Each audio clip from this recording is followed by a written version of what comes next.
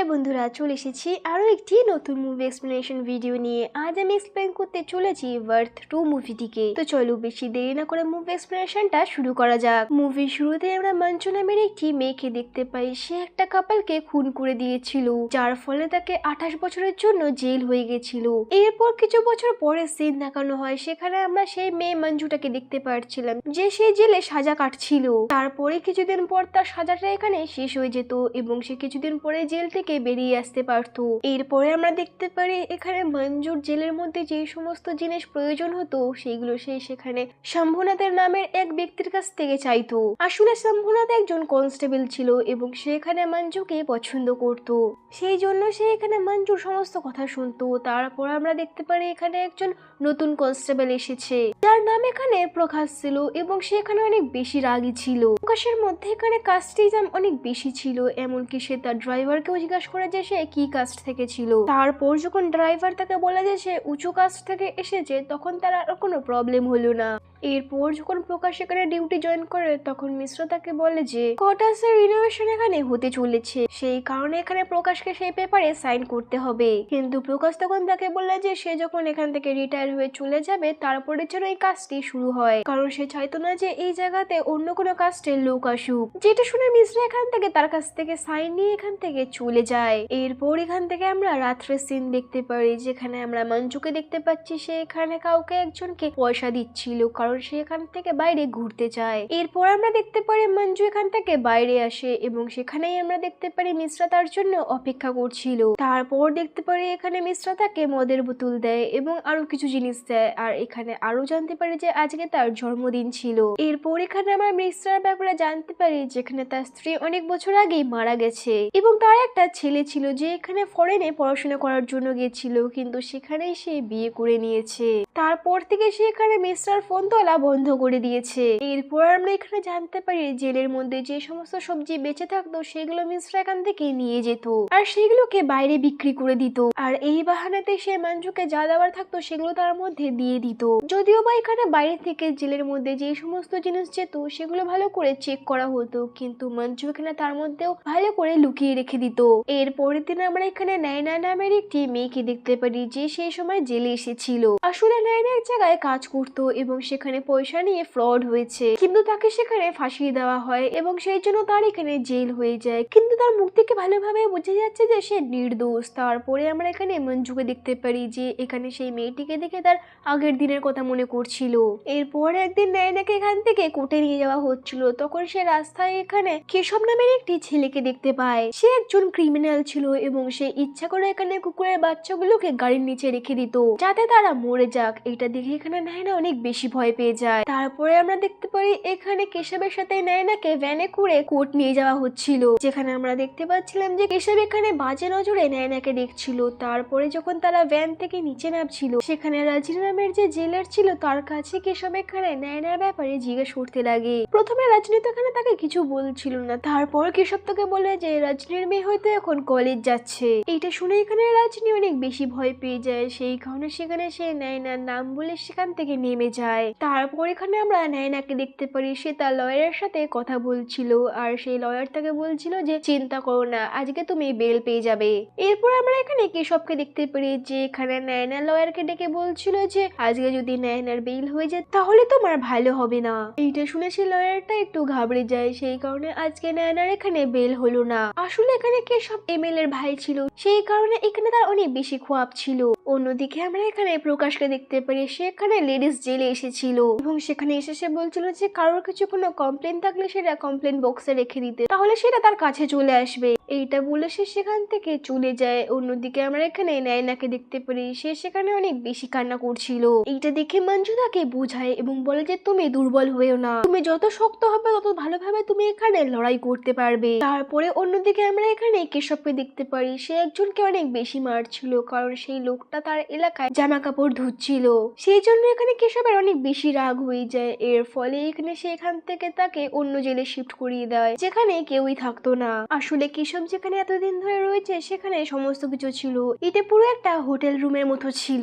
এরপর এখানে কেশবের অনেক বেশি রাগ হচ্ছিল, সেই কারণে সে সেখানে রাত্রিবেলা প্রকাশকে ফোন করে এবং তাকে অনেক কথা শোনায়। এটা শোনার পর এখানে প্রকাশের অনেক বেশি মাথা গরম হয়ে যায়, সেই কারণে সে সেই মুহূর্তে জেলে ফেরত আসে এবং কেশবকে এসে সেখানে অনেক বেশি মারধর করে এবং তারপর সেখান থেকে চলে যায়। এরপরের দিন যখন এখানে প্রকাশ সকালবেলা জেলে আসে তখন সে এসে দেখতে পারে যে এখান থেকে কেশব পালিয়ে গেছে, সেই কারণে এখানে ইনকোয়ারিতে বসিয়ে দেওয়া হয়েছে, কারণ কেশব এখানে এমএলএ এর ভাই ছিল। তারপর এখানে কিছুক্ষণ পর ইনভেস্টিগেশনের জন্য অতীত সিং আসে, সে এখানে এসে প্রকাশের কাছে প্রশ্ন করছিল, কিন্তু প্রকাশ তাকে বললো না যে সে তাকে মেরেছিল, সে তো হঠাৎ করেই পালিয়ে গেছে। তারপর এখানে অতীত ঠিক করে যে সে এখানেই থাকবে এবং সবার কাছ থেকে প্রশ্নবাদ করবে। সে সেখানে থাকা সমস্ত লোকেদেরকে এবং কনস্টেবলদেরকেও জিজ্ঞাসা করে যে কালকে কি হয়েছিল। সবাই তখন একটাই কথা বলছিল যে প্রকাশ তাকে কালকে অনেক বেশি মারধর করেছিল, সেই জন্য সে সেই সময় সেখান থেকে চলে গেছিল। এটা শোনার পর আদিত্য বুঝতে পারছিল না যে আসলে হয়েছিলটা কি। তারপর আদিত্য এখানে একজন কয়েদির কাছ থেকে জানতে পারে কেশব এখানে নায়না নামের একটি মেয়ের প্রতি ইন্টারেস্টেড ছিল। তারপর সে সেখান থেকে গিয়ে সেই নায়না নামের মেয়েটির সাথে কথা বলতে যায়, কিন্তু নায়না নামের মেয়েটি তাকে বলল যে সে তার সাথে কখনো কথা বলেনি, তারা শুধু একসাথে পুলিশ ভ্যান করে কোর্ট পর্যন্ত গেছিল এবং সেখান থেকে ফেরত এসেছিল, আর সে শুধুমাত্র তাকে সেই সময়তেই দেখতে পেয়েছিল। তারপর এখান থেকে আদিত্য তাকে জিতে দেয়। এরপর যখন সেখানে অন্য কনস্টেবলদের সাথে কথা বলছিল তখন কথায় কথায় তারা বলে যে যখন এখানে কেশবকে মারা হয়েছিল সেই রাত্রে এখানে বাইরে থেকে আর কেউ আসেনি, শুধু একজন এসেছিল এবং সেখান থেকে সবজি নিয়ে বাইরে চলে গেছে। এরপর এখানে আদিত্য তাকে জিজ্ঞাসা করে যে কোন সবজি নিয়ে যায়, তখন সেই কনস্টেবল তাকে জানায় যে জেলে যে সবজিগুলি বেঁচে যেত সেগুলোকে নিয়ে যেত। এইটা শোনার পর এখানে আদিত্যের মিস্টারের উপর ডাউট আসে, সেই কারণে সেখানে তার বাড়িতে যায়। এরপর যখন সেখান থেকে মিস্টার বাড়িতে যায় সেখানে গিয়ে দেখতে পারে তার বাড়িতে অনেক বড় একটা ফ্রিজ ছিল। তখন মিস্টার তাকে জানায় যে আসলে এই ফ্রিজটা এখানে তাকে খালেভাই গিফট করেছিল। এরপর আদিত্য তাকে জিজ্ঞেস করেছে যে রাত্রে সে এখানে সবজিগুলোকে নিয়ে এসেছিল সেই সময় সে এখানে কেশবকেও সাথে করে নিয়ে এসেছিল কিনা। এরপর মিস্টার তাকে জানায় যে এগুলোকে ভালো করে চেকিং করানো হয়, একটা ধারালো অস্ত্র এখানে সেই সবজিগুলোর মধ্যে ঢোকানো হয় যাতে দেখা যায় যে এতে শুধু সবজি আছে নাকি। আর সেই রাত্রেও সেটাকে চেকিং করা হয়েছিল, অর্থাৎ এখানে কেশব তার সাথে আসেনি। এটা শোনার পর এখানে আদিত্যের বিশ্বাস হয়ে যায় যে এখানে মিশ্রা হয়তো কিছু করেনি। এরপর মিশ্রা এখানে ড্রিঙ্ক বানানোর জন্য যখন সেই ফ্রিজ থেকে বরফ আনতে যায় তখন আমরা দেখতে পারি এখানে কেশবের লাশ ছিল, আর আদিত্যের ব্যাপারে কিছুই জানতো না, সেই কারণে সে সেখান থেকে চলে যায়। এরপর আদিত্য এখান থেকে পরের দিন প্রকাশের কাছে যায় এবং তার কাছ থেকে স্টেটমেন্ট নেয়। প্রকাশ এখানে কনফিউজ করে দেয় যে সে সেই রাত্রিবেলা এখানে কেশবকে অনেক বেশি মেরেছিল, সেই কারণে আদিত্য এখানে তার স্টেটমেন্টটাকে তৈরি করে, যার ফলে এখানে প্রকাশকে সাসপেন্ড করে দেওয়া হয়, কারণ সে এখানে কেশবকে অনেক বেশি মারধর করেছিল। এরপরের দিন আমরা এখানে মঞ্জুকে দেখতে পারি যার এখানে রিহা হয়ে গেছে। এভাবেই কিছুদিন পার হয়ে যায়। তারপর এখানে আদিত্যকে তার সিনিয়ররা ডাকে এবং তাকে বলা হয় যে সে তার কাজটাকে ভালো মতো করেনি, কারণ এখানে কেশবের বডি পাওয়া গেছে, সেটাও পুলিশ কোয়ার্টারের পিছনে। যেটা শুনে এখানে আদিত্যও অনেক বেশি অবাক হয়ে যায়। তারপর তার সিনিয়র তাকে জানায় যে দাদার উপর এখন অনেক বেশি প্রেসার আসছে, সে কারণে এখানে আদিত্যকে 3 দিনের মধ্যে এই কেসটাকে সলভ করতে হবে, না তো তার চাকরিটা তার কাছ থেকে ছিনিয়ে নেওয়া হবে। এরপর আদিত্য সেখান থেকে পুলিশ স্টেশন আবার ফেরত আসে এবং সেখানে ভালো করে চেক করা শুরু করে, কারণ তার আগে মনে হয়েছিল যে কেশব হয়তো এখান থেকে পালিয়ে গেছে, কিন্তু এখানে বাস্তবে এখানে তাকে খুন করা হয়েছে। এরপর সেখান থেকে কেশব সেই জায়গাটা আসে যেখানে তাকে খুন করা হয়েছে, সেখানে এসে সে একটা সোনার আংটি পায়। এরপর সে সেখানে আবার ছানবিন শুরু করে। তারপর সে সেখানে সেই কনস্টেবলটাকে ডাকে যে সেই রাত্রে সেখানটাতে ছিল, সে তাকে জিজ্ঞাসা করছিল কিন্তু সেই কনস্টেবল তাকে কিছুই বলছিল না। তারপর এখানে তাকে মারধর করা হওয়াতে তখন সে সমস্ত কথা বলা শুরু করে, সে বলে যে সেই রাত্রিবেলা যখন প্রকাশ এখানে কেশবকে অনেক বেশি মারধর করছিল তখন কেশব এখানে সেই কনস্টেবলটাকে ডাকে এবং তাকে ড্রিঙ্ক বানাতে বলে, এবং কেশব এখানে ড্রিঙ্কটা নেওয়ার পর এখানে সে রজনীকে ফোন করে এবং সে ফোন করে তাকে জানিয়েছিল যে আমি আসছি। তারপর এখান থেকে সে কনস্টেবল চলে যায় এবং কেশবও তারপর সেখান থেকে চলে যায়। এরপর কনস্টেবল এখানে কেশবের জেলটাকে লক করে দেয়। এরপর এখানের পর কি হয়েছে সেটা সে আর জানে না। এরপর এটা শোনার পর এখানে আদিত্য গিয়ে রাজনীর সাথে দেখা করে এবং সেখানে গিয়ে তাকে বলে যে সে ভালো করেই জানে যে কেশব এখানে তাকে ফোন করেছিল, সেই কারণে এরপরে কি হয়েছিল সেটা তার কাছ থেকে সে জানতে চায়। তারপর এখানে রাজনী তাকে সমস্ত কিছু খুলে বলে এবং তাকে বলে যে সেই রাত্রিবেলা তার কাছে কেশবের ফোন এসেছিল এবং সে চাইছিল যে তার সাথে যেন এখানে নায়না দেখা করুক। এর সাথে সাথে সে এখানে তাকে অনেক বেশি হুমকি দিয়েছিল যে সে যদি আজকে রাতে এখানে তার সাথে নায়নার দেখা না করায়। এটা শোনার পর সে অনেক বেশি ঘাবড়ে গেছিল, সেই কারণে সে এখানে নায়নাকে তার কাছে নিয়ে আসছিল। সে অনেক কষ্ট করে এখানে নায়নাকে তৈরি করে এবং সবার কাছ থেকে লুকিয়ে এখানে নায়নাকে তার কাছে নিয়ে আসে। তারপর এখান থেকে সে চলে যায়। এর কিছুক্ষণ পর সেখানে সে আবার ফেরত আসে এবং সে এসে দেখতে পারে যে নায়না সেখানেই রয়েছে। নায়নার এখানে আঘাত কিছুই লাগেনি, সে এখানে যেরকম ভাবে রেখে গেছিল সেরকমই রয়েছে। সেই জন্য সে এখান থেকে তাকে নিয়ে আবার ফেরত চলে যায়। এরপর তাকেই সে সেখানে জেলে রেখে দেয় এবং সেখান থেকে সে তার বাড়িতে চলে যায়। এই সমস্ত কিছু শোনার পর এখানে আদিত্য তাকে বললে যে তোমার এই সমস্ত করতে লজ্জা লাগেনি? রজনী তখন জানে না যে তার স্বামী অনেক বেশি অসুস্থ, তার ওষুধের জন্য তার এক সময় পয়সা লাগতো আর তখন সেখানে কেশবে তাকে সাহায্য করেছিল। সেই জন্য সেই সময় এখানে তাকে কেশবের সাথে অনেকবার শুতে হয়েছিল, কিন্তু এখন এখানে কেশবের নজর তার মেয়ের উপর রয়েছে। সে তাকে হুমকি দিয়েছিল যে সেখানে যদি সে নায়নাকে না পায় তাহলে এখানে তার মেয়েকে লাগবে। সেই কারণে এখানে নায়না তার মেয়েকে বাঁচানোর জন্য এমনটা করেছিল। এটা শোনার পর সে সেখানে বুঝতে পেরে গেছিল যে এরপর স্টোরি সে এখানে নায়নার কাছ থেকে জানতে পারবে।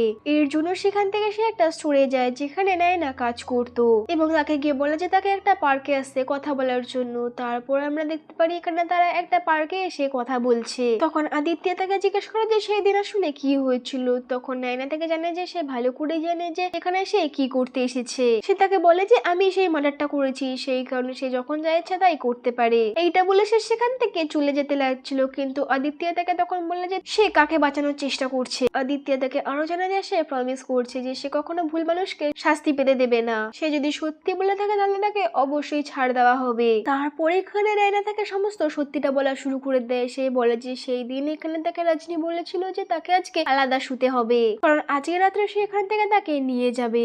এটা শুনে এখানে নায়না অনেক বেশি কান্না করছিল। তারপর এখানে রাত্রেবেলা রজনী এখানে নায়নাকে নিয়ে যাচ্ছিল যেখানে কেশব এখানে তার জন্য আগে থেকেই অপেক্ষা করছিল। তারপর এখানে নায়না যখন কেশবকে দেখতে পারে তখন সে অনেক বেশি কান্নাকাটি করছিল, কারণ কেশব এখানে তার সাথে জোর জবরদস্তি করছিল।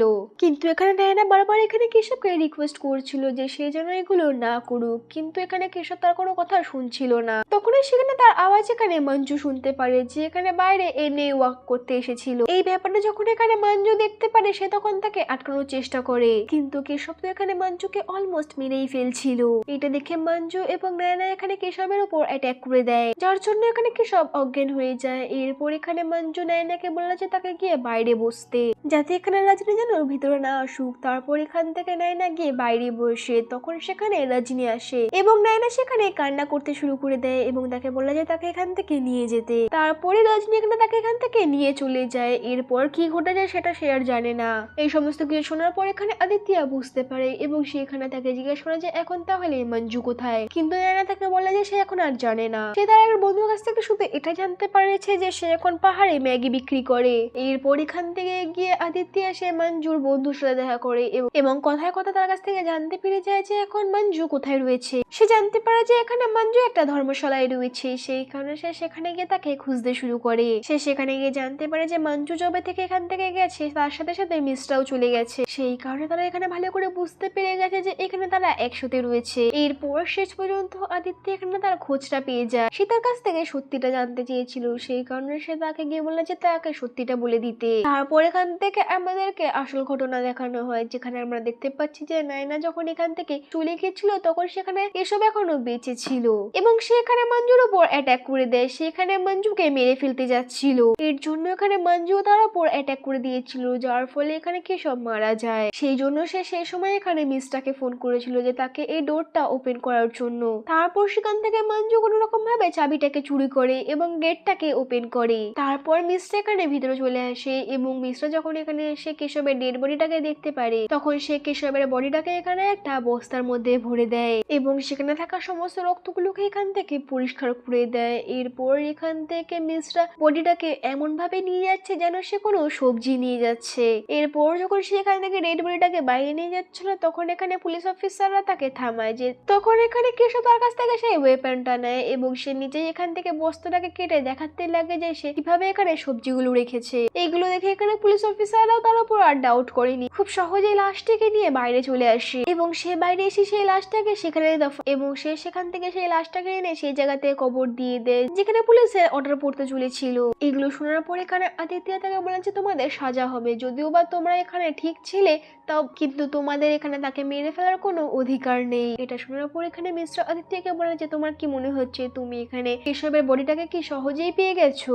সে তাকে বলে যে সে ইচ্ছা করেই এখানে লাশটাকে সেখানে লুকিয়েছিল, কারণ সে ভালো করে জানতো যে এখানে কোয়ার্টার্স এর কাজ হতে চলেছে আর খুব শীঘ্রই সেখানে গর্ত খোঁড়া হবে, সেই জন্য এখানে লাশটাকে সে সেখানে লুকিয়েছিল। সে চাইলেই এখানে লাশটাকে পুরো জঙ্গলের মধ্যে কোথাও একটা লুকাতে পারতো, কিন্তু সে ইচ্ছা করে সেই লাশটাকে সেখানে লুকিয়েছিল, কারণ সে চাইছিল যে কেশবের লাশটা যেন এখানে কিছুদিন পরে বাইরে বেরিয়ে আসুক। এটা শোনার পর এখানে আদিত্য অনেক বেশি অবাক হয়ে যায়। সে তাকে আরো বলে যে তুমি সেখানে বডির সাথে সাথে তো একটা আংটিও পেয়েছো। তখন এখানে আদিত্য বলে যে হ্যাঁ পেয়েছি, আর সে তার সাথে সাথে আরো জানতে পেরে যায় যে সেই রিংটা আসলে এখানে প্রকাশের ছিল।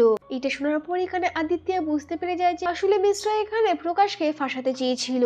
এটা শোনার পর আদিত্য তাকে বলল যে এমনটা হতে পারে না, কারণ এখানে প্রকাশ কারোর খুন করেনি, মার্ডারটা এখানে মঞ্জু করেছিল, সেই কারণে এখানে মঞ্জুর জেল হওয়া উচিত। মিশ্রা তখন জানায় যে মঞ্জু কোনো খুন করেনি, সে আসলে বধ করেছে, কারণ এখানে কেশব কোনো ভালো মানুষ ছিল না, কারণ সে যদি এমনটা না করতো তাহলে সে এখানে মঞ্জুকে মেরে ফেলতো, কারণ অনেক বছর আগে যখন এখানে মঞ্জুর জেল হয়েছিল তখন সেই খুনটি এখানে মঞ্জু করেনি, সেটা আসলে সেই সময় প্রকাশ করেছিল। আসলে এখানে প্রকাশের ভাতিজি এখানে লাভ ম্যারেজ করেছিল একজন লো কাস্টের সাথে, সেই কারণে সেখানে তাকে মেরে ফেলেছিল এবং সেই দোষটা এখানে মঞ্জুর উপর দিয়ে দেয়, কারণ মঞ্জু সেই সময় এখানে তার বাড়িতে কাজ করতো, সেই জন্য এখানে এই দোষটা তার উপরে দিয়ে দেওয়া হয়, এর জন্য তার এখানে জেল হয়ে যায়। এরপর মিস্টার তাকে আরো জানায় যে সেই খুনটা এখানে প্রকাশ করেছিল, কিন্তু জেলে এখানে মঞ্জুর হয়ে গেছিল, কিন্তু এখন যেহেতু মঞ্জু মার্ডার করেছে সেই কারণে এখন এখানে সাজাটা প্রকাশের হওয়া উচিত। মিস্টার তখন তাকে আরো জানায় যে যখন মঞ্জুর সাজা হয়েছিল তখন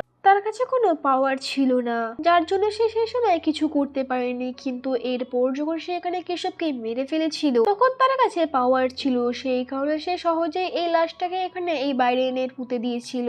আর এই মুহূর্তে এখানে আদিত্যের কাছে পাওয়ার রয়েছে, সেই কারণে সে ডিসাইড করতে পারে যে এখন সে কি করতে চায়। এইটা শোনার পর এখানে আদিত্যও বুঝতে পারে যে এখানে মঞ্জু যেটা করেছিল সেটা ভুল করেনি, আর সে এখানে বুঝতে পারে যে এখানে কোথাও না কোথাও এখানে দোষ প্রকাশে এবং কেশবের ছিল। এরপর এখানে আমাদেরকে দেখানো হয় যে কেশবের বডির কাছে এখানে প্রকাশের রিং কি করে আসলো। আসলে কেশবকে এখানে যখন প্রকাশ অনেক বেশি মারধর করছিল তখন তার আংটি সেখানে খুলে পড়ে যায়, তারপর সেই আংটিটা সেখানে কেশব দেখতে পারে, যার কারণে সেটাকে সে পরে নেয়। এরপর যখন সেখানে কেশবের লাশটাকে এখানে মঞ্জু পুঁতছিল তখন সেখানে সে সেই আংটিটাকে দেখতে পারে, সেটাকে দেখে সে সেই সময় বুঝতে পেরে যায় যে এটা আসলে প্রকাশের আংটি, সেই কারণে সে তাকে সেভাবে পুঁতেছিল যখন তার বডিটাকে পাওয়া হবে তখন সেখানে এই আংটিটাকেও পাওয়া যেতে পারে, আর যাতে সবার এখানে সেই সময় মনে হোক যে এই খুনটা এখানে প্রকাশ করেছে। এরপর এখানে আমরা আদিত্যকে দেখতে পারি যে এখানে প্রকাশকে এসে বলছিল যে তুমি কনফিউজ করে নাও যে খুনটা তুমি করেছো, তখন প্রকাশ তাকে বলছিল যে সে আসলে কোনো খুন করেনি, সে যদি খুন করতো তাহলে সে সবার সামনে আগেই কনফিউজ করে দিত,